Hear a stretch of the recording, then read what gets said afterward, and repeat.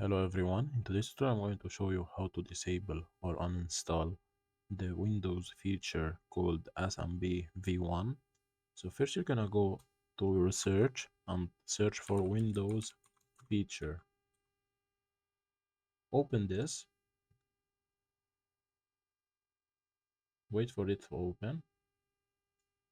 Then you're gonna scroll down in here, you're gonna scroll down till you find this one, SMB 1.0, and you're gonna cancel this tick and this also. And then you're gonna click on OK. And then if you want to uninstall it, you're gonna search for PowerShell, and here you're gonna click on Run as Administrator. And here you're gonna click on Yes, and then you're gonna copy this code and paste it.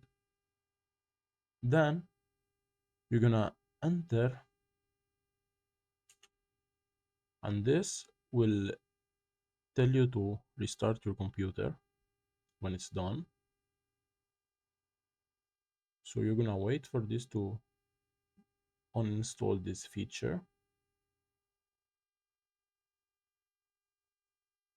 and here you're gonna restart your computer and this should be fixed or uninstalled.